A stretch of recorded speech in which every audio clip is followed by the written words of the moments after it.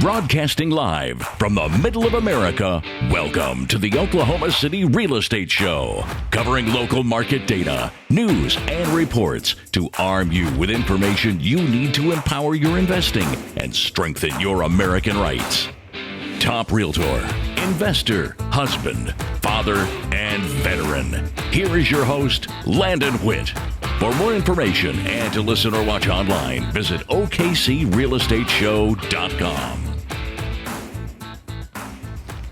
Welcome to episode 64 of the Oklahoma City Real Estate Show. On today's show, we've got Ben Day, owner of Lionshare Bookkeeping, here to answer some questions about investment property, home flipping. Maybe you're just getting in as a real estate professional. You need some help with your bookkeeping. In fact, we all do. Ben is going to talk to us a little bit about some of the major misconceptions about the industry and also some practical tips to help you get on the right track with your real estate investing. Ben, welcome to the show today. Man, thank you so much. I am so excited to just nerd out about real estate and the finance side and cash flow and all that, man. This is my favorite thing to do. I'm ready to go. Awesome. Well, you've entered the nerd zone for sure. Ben, tell our listeners a little bit about yourself, how you got started in this world of bookkeeping for investors. Sure. So I got started in being my own boss when I got fired on Christmas Eve of 2016.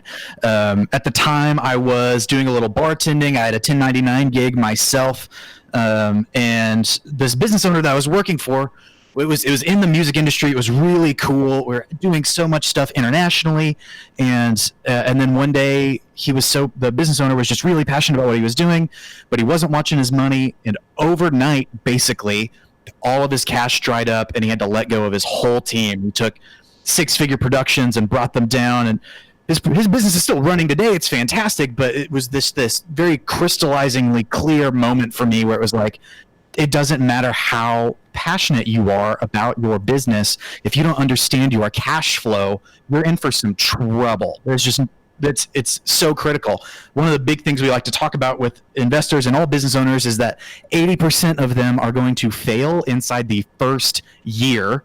And most of those problems are related to whether or not they understand their cash flow. We got into bookkeeping specifically to solve that problem. If you're passionate about your business, about your future, about your legacy, and you want to be successful, you need somebody watching this for you and helping you through this process. The bare minimum we can do is provide bookkeeping. Awesome. Well, Ben, let's jump into the questions here. So one of the main things people kind of need to understand going into this is really what is the difference between your primary dwelling and then your investment properties when we talk about real estate. Now, first up, what's the tax situation? What is the bookkeeping recommendations for a primary dwelling? Sure. So when it comes down to like the place that you live in versus the place that you're making money on, we want to keep that as simple as we possibly can. I'm a very big proponent in focusing on the sales and the marketing aspect first. So just right off the bat, if you are hung up on whether or not you should go buy that next rent house or maximize your home office, that's a no-brainer for me. You should always be focusing on the next deal. That being said, when we're talking about a primary dwelling, home office deduction is the thing you should do. It's really not, honestly, it is not that difficult. Anytime I've talked to a CPA about it in the past, what they ask is pretty simple. How many square feet does your home office take up? Is it exclusively for your business? And then they take that number and they multiply it by whatever the tax rate is that year for that. They plug that in and they say, okay, moving on. And it is just that quick and easy. When you're working out of your house, the best thing to do is say, okay, here's my desk and here are my business things, and it's all in this corner or it's all in this room, and that's all I use it for. So I can take 300 square feet or 50 square feet or whatever it is and just move on. That is such a, I would not spend any time chasing that. I would much rather chase the next deal. Awesome. So chasing the next deal is pretty much what your business is about, and really we should all be about. The more we can get out there into the field, the more we can engage with new deals, the more we can engage with our business. This is really any industry. Doesn't matter what you are. If you're not acquiring new business, you're getting behind because your competitors most likely are. So now let's jump into the top write-offs for investment properties. What do you recommend for those folks? Sure. So the most attractive answer here is always depreciation. And honestly, I see most people do depreciation the wrong way. We see a lot of folks try to get complicated with this. We see people talk about, accelerating their depreciation or taking more than they need up front because they want to keep their income down. Investment property is a long game. You're going to be in that house for a while. There's no reason to do anything crazy to your depreciation at any given moment. Run it. It's called straight line. Just take it as easy as it can. Take that deduction and you will be fine. That is, honestly, that's the top thing that we have people ask us about, and it should be the simplest thing that you do. Put it on a graph and leave it alone. The other big thing that we see happen a whole lot in write-offs is in your repairs and your supplies. How do you fix your properties? I mean, so in Oklahoma City, you can go buy a house for $5,000 if you buy it right and put 50 in and it cash flows all day. But what do you do with that 50 or that 30, or what are you doing with your improvements versus your just regular wear and tear? What we like to see here, and we like to help people understand, is that when you're buying that house and you're putting all that cash in, that's not a write-off. If I buy a house for $5,000 and put 50 in, none of those are tax-deductible expenses. It's actually going to make it harder for you to get loans if you do that. Our recommendation, as always, is to go ahead and capitalize those, make them part of the asset, and then you can depreciate that number as well. That's something that we see get goofed all the time. It's one of the major reasons that our clients, when they get started with us, can't go get the financing they want because somebody's been at the wheel in their bookkeeping and they've been fundamentally messing up this one key thing. You want to capitalize those costs, make them an asset, and then your actual repairs you can call as expenses whenever you're just making stuff better and fixing stuff up as you go throughout the life of the property.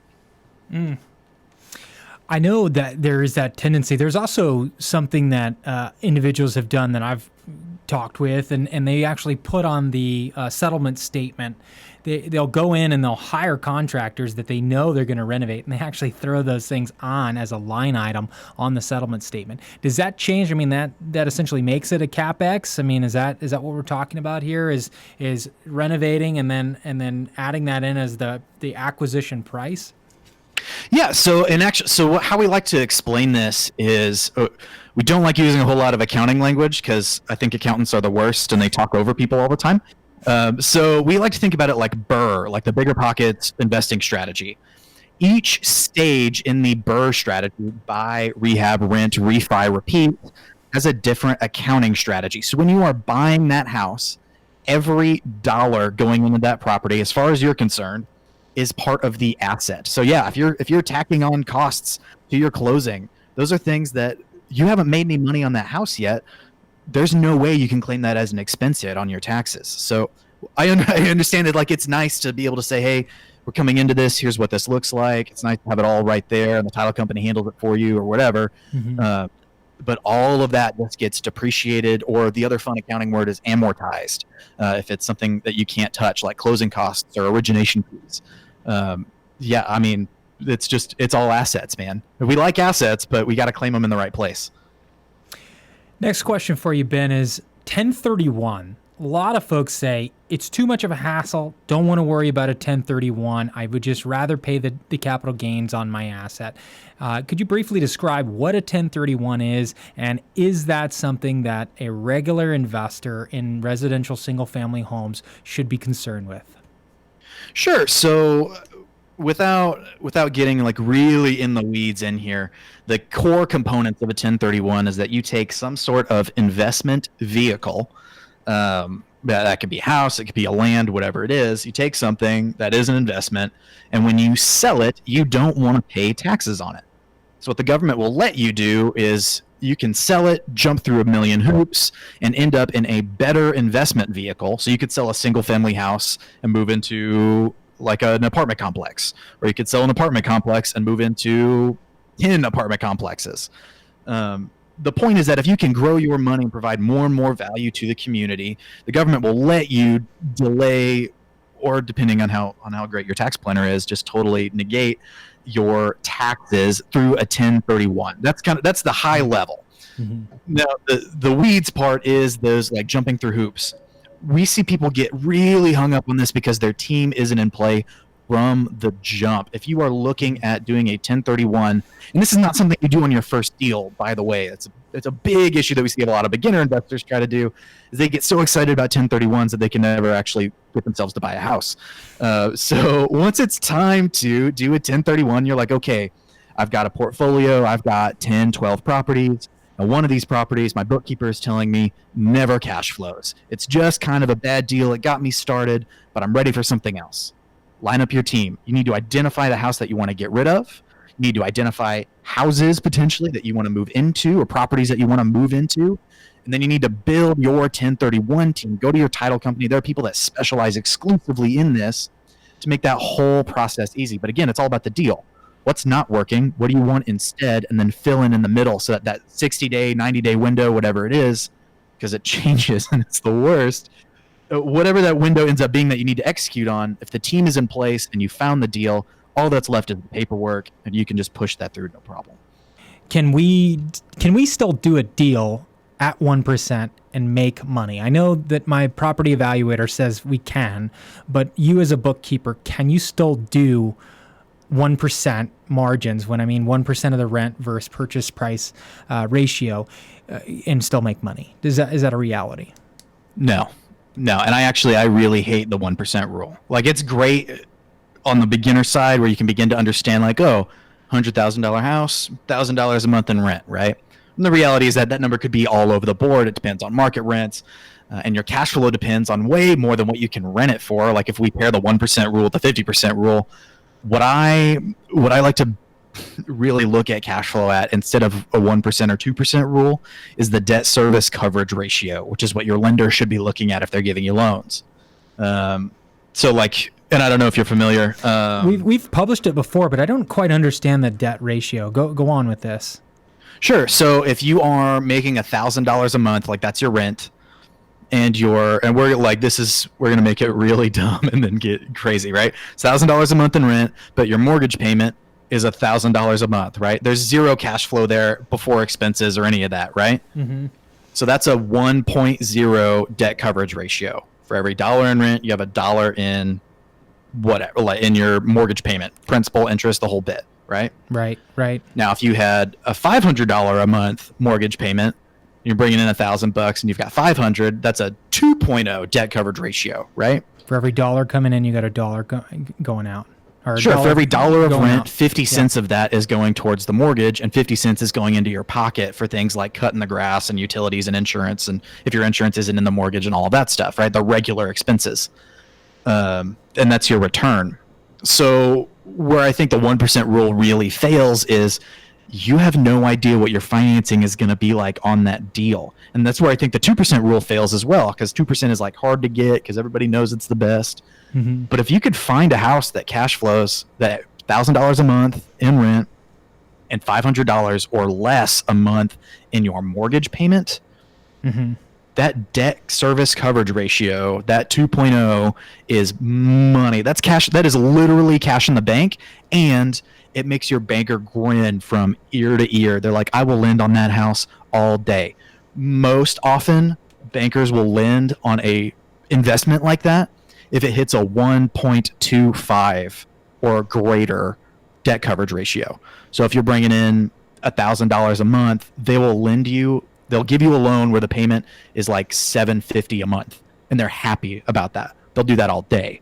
So the wider that gap, the more cash you have for actual like operating expenses, the more cash you can put in your pocket, and the happier your lender is, so that when you decide to refi, you've already got wiggle room in there. And yeah, I mean, because like 1%, that could change drastically. That $5,000 house that you bought could mm-hmm. rent for $1,000, right? Mm-hmm. By the time it's all said and done. Mm-hmm. So I think that's a poor metric. Instead, you should look at market rents mm-hmm. and then what you think the mortgage payment will be, and that's how you determine your cash flow instantly. I would much rather do that than try to like wiggle into some sort of weird like hypothetical math that's not looking at the market that I'm investing in. If you get into real estate, I would go full tilt, figure out how to sell, figure out how to buy, figure out the difference between what you can keep and grow long-term wealth versus what's going to put cash in the bank right now. Like that's just, if you can do that, you can do anything. You're running a business at that point. I mean, what is a bad return in 2019 or 2020? Like what? Oh, sure. Anything that underperforms the stock market, I think. Like if you want to, okay. Might as well be in the stocks, right? Yeah. It's like, let's just go do that. So like, if you prefer real estate and you prefer having a 6 or 8% because you know you can leverage it, and that like appreciation and all of that stuff, cool, good for you. But that is definitely a long burn strategy, I think. What are some of the biggest write-offs for real estate professionals and wholesalers? Now, real estate professional being kind of a hot topic there, and I want you to get into that in a little bit more detail of what is a real estate professional, especially an investor who's thinking of going full-time real estate investor. But could you briefly describe what we're talking about when we talk about real estate professionals and wholesalers? Are they the same, and what are some of the tax benefits that they get? Sure. So what I love and hate about accounting is that it's a bunch of guys who make up words and apply meaning to them, and the rest of us just get to figure it out. And nothing exemplifies this more than real estate professional. The kind of the implied thing here is, are you active or passive? Which again, words that you think you know what they mean, but they're actually just arbitrary and they're defined in the tax law. So when we talk about being a real estate professional, there's all of these, again, like criteria that you have to move through. You can have people who have hundreds of units and aren't an active real estate professional. You can have somebody that has no units that might qualify as an active real estate professional. So this is just all over the board. When it comes to the write-offs portion of this, whether you're a professional, like as an agent or an investor, a house flipper, or a wholesaler, the biggest write-offs that you can begin to claim are the ones that you first actually know about and can measure. So we talked a little bit about your home office deduction, not a big deal. What we want to begin to see from these professionals is that they're actually keeping their books correctly. So we can see, okay, you spent $10,000 on bandit signs today. Like, cool, can we claim that as an expense or not? And then on the professional side, it becomes where and how does that affect our taxes? Does it affect it on an active basis, where we can begin to really offset a lot of our other income? Or does it affect it on a passive basis, where it still offsets some things, but there are more rules and regulations tied to that? So, and I mean, look, like I can nerd out about this all day, and we can point out some different things that wholesalers can and should claim, or agents can and should claim.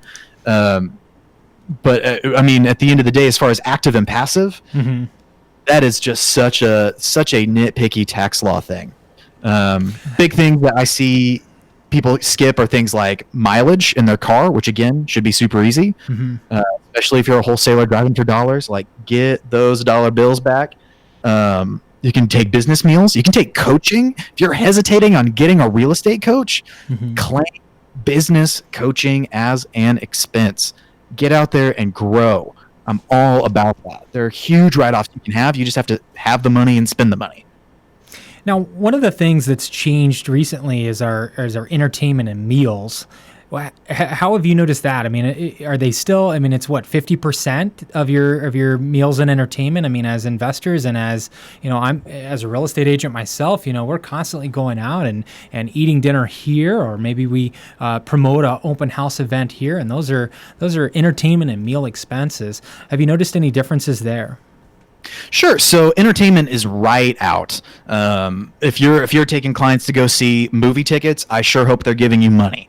And that's kind of my biggest takeaway on meals and entertainment really is that it's, first, we all like tax deductions. So on the meals side specifically, if you're not sure, but it's for business, it's probably 50%. If it's some sort of advertising or sponsorship, you got to look at the rules to see if it's 100%. But more often than not, meals are going to fall in that 50% category. And there's a lot of talk about meals going all the way out as far as business expenses because so many people abuse it. It's really meant to be a business expense if you're using it for business, and then people buy their groceries. Or they take their spouse to dinner and say it was a business meeting and write it all off, which was not the intent. of the law. So we're kind of looking at that. But the bigger picture here is the next deal, kind of the same thing that I led with at the beginning. If you take a client out to dinner and drop $2,000 on steaks and a bottle of wine, and then go take them to see the Avengers after, like whatever it is, whether or not that's all a tax deduction, or if you can prove that it's all a tax deduction, did that cash flow out of your business result in cash flow into your business, whether it's the next deal or the next acquisition? And you can begin to measure and track that if your bookkeeping is in order. So on the tax write-off side, 50% generally for meals, 0% for entertainment. Don't think that your movie tickets are getting written off. But more than that, watch your cash. Even if it's a business expense, is it generating new money for you? And if it doesn't, is that going to break you in essence? Okay, so getting into the next kind of deeper here into bookkeeping for investors. First off, what is the most common scenario in which you feel like a bookkeeper just comes in and just really adds value to the real estate transaction or the real estate situation? Oh, I love this question. So what we see more often than not is that there are real estate investors. They're kind of mom and pop. They may have 1 to 2 to 3 properties, and they're looking to scale. Those are not the people that we serve best, mostly because we're expensive and we recognize that we take all of their cash flow. Where we really begin to help people is when they're trying to leverage, when they're not just growing their real estate ownership, but their real estate business. We believe that owning real estate is like owning a piggy bank, but owning a real estate business is like owning a cash printing machine. And so our biggest value comes into play when you are looking for the best loans or trying to strategize that 1031 and you need to know where your asset basis is at. It's where you are just full tilt in sales and marketing, and you need to make sure that somebody is in play that's watching the admin and finance side of your business. It's when you are doing a whole lot of flips or doing a whole lot of renovations and you want to know where you're at in your budget for that. It's really our best service is to the people that are looking to actively grow their real estate business and know that they're maybe not best suited or just frankly don't have the time to do their own bookkeeping. So give me an example of in 2019, we've got a situation where, Oklahoma City has been saturated with overseas investors. I've had calls coming in from Israel, China, Vietnam, California, New York, Florida, all looking to the Midwest now and the Southwest to invest. These individuals may have properties scattered throughout the United States, and they are looking to expand into a linear territory like Oklahoma City. How do you fit into that situation in which their properties are maybe spread across the nation? Perfect question. So I'm an Oklahoma boy, born and raised in Oklahoma City. I went to OU, and we serve clients from Maine to Hawaii. I moved over the summer to Kansas for my girlfriend who's going to law school. She's going to buy me a really nice house someday, and I'm going to buy her groceries right now. That's the agreement. And but the location really is no longer an issue for us or for anybody. We have clients who still think we're down the street from them in Oklahoma City, just because everything we do is virtual. Everything can be online. I'm a young guy. I love technology. I love apps. I know how to leverage them to get business owners out of the busy work here so that we can take it on from anywhere.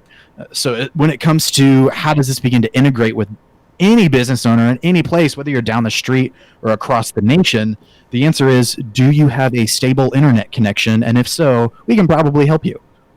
Excellent. Now, I did notice that you are certified with QuickBooks. I know a lot of individuals in the real estate world, especially real estate agents, use QuickBooks. It can be an easy way, but oftentimes we don't know how much taxes to put aside. We don't understand exactly what we can maybe write off as an expense, or maybe just we need to get caught up. Oftentimes our summer gets so busy. We're doing so many real estate transactions during that busy season. We hit the fall and we don't quite remember what happened, and we kind of get overwhelmed, and then our business starts to suffer because instead of going out there making the calls or making appointments or checking up on our sphere of influence, we were often doing hour after hour on QuickBooks and then trying to learn the latest updates. What do you have to say for just your regular real estate agent that may be able to use your services?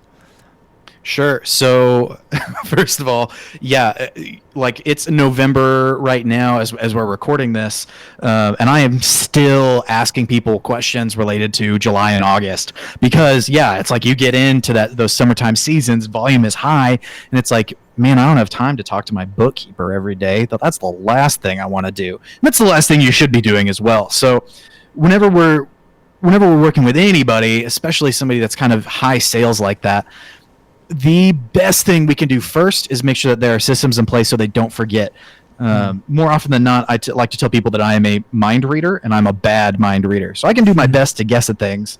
And my team is really good at guessing at things, but we just don't know. So there has to be a system in place up front so that as you're hustling, working 12-hour days, there's got to be a good way for you to give us that information so that you don't have to be responsible for it anymore. That's one of the big things that we set up. On the flip side of that, then it is the accountability. If you are out hustling deals all the time, you're always getting an email from your bookkeeper, whoever's you've put in charge of your admin saying, hey, I know you're crazy right now, but here's what we need. Here's what you're thinking about. Even though you haven't given us stuff, here's still some cash flow feedback for you so you can understand your business. All of those things can continue to run while you are busy if the systems and the team is in play. And that's how most of our guys get through the summer. And then as soon as the fall hits, they're like, okay, now let's go deep and I'll answer all 27 of your questions. The key to success is a great team. And part of funding a great team is making sure your cash flow is in place. You can check out more information on Ben at LionshareBookkeeping.com. Ben, I want to thank you for coming on the show today. Thanks for answering some of these common questions that we have in this industry. Again, for more information or just to understand, each one of you may have very specific questions. You can find them at LionshareBookkeeping.com. There's a link on there. You can set up an appointment to talk with Ben to have your questions answered and find out if Ben is the right choice for your company. Ben, thanks for coming on the show today. Oh, dude, it's my pleasure. Anytime. Awesome. And as always, for local market information, you're looking for new developments. Maybe you just want to know what neighborhood is good to invest in. Check out OKCRealEstateShow.com. Thanks for watching. For more information and to listen or watch online, visit OKCRealEstateShow.com.